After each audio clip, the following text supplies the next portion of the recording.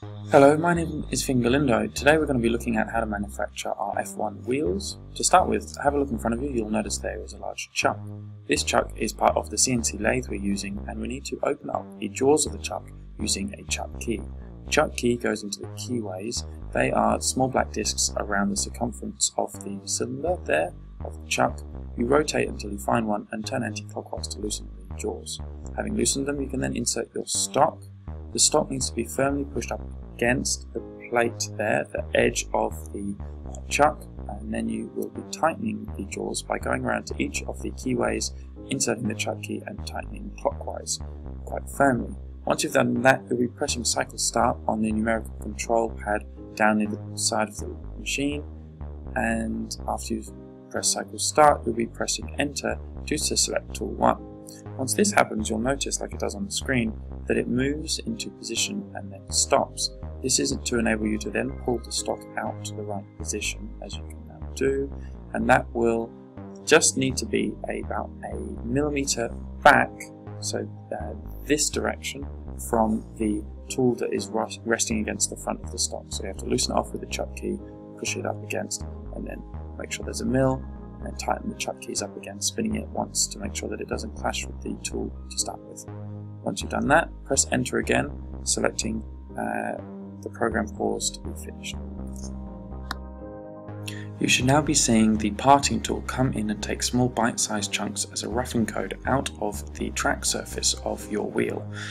It'll do this until it gets to the end, and then it will do one finishing pass across it. I sped this video up so that it doesn't take too long.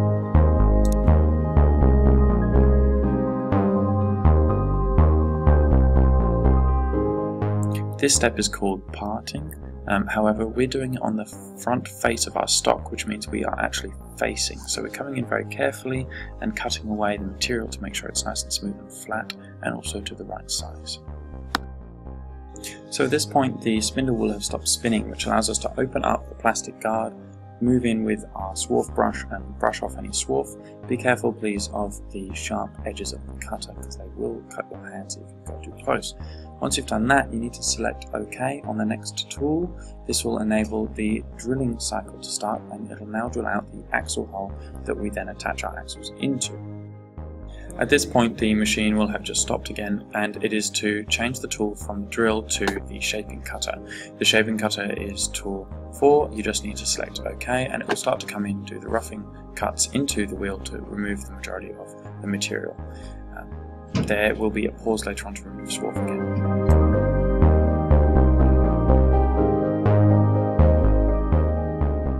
So at this point, the code is starting to do the shaping tools. It's removing all that material. It pauses on a number of occasions, exactly 3 times, where you need to select enter for the program to continue. At this point, you can, if it has got swarf on it, remove the swarf with the brush, and you'll need to do so especially on the last pass. When it gets up to the last finishing pass, at this point, if you don't clear the swarf, it's quite likely that the tool will jam and will snap the plastic off, which obviously is not desirable.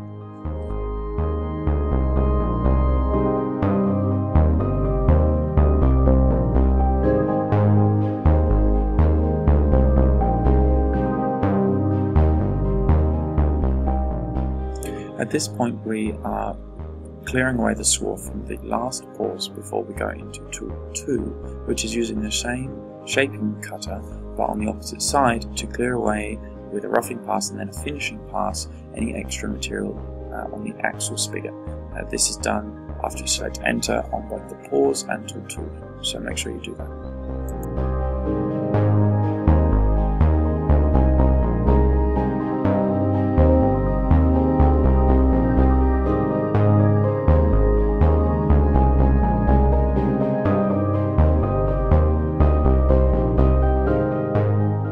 At this point, the controlling device will ask you to select enter to start tool 1. This will move the parting tool in to then part off the wheel from the stock. At this point, it will fall onto the tray at the bottom.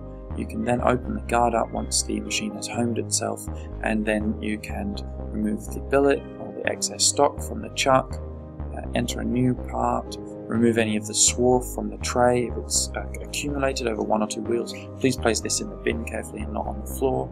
You can then also of course grab out your wheel that's been finished, and you'll need 4 of these obviously for your car. So once you've got those 4 done, please make sure you notify me so we can get the next team ready to manufacture theirs.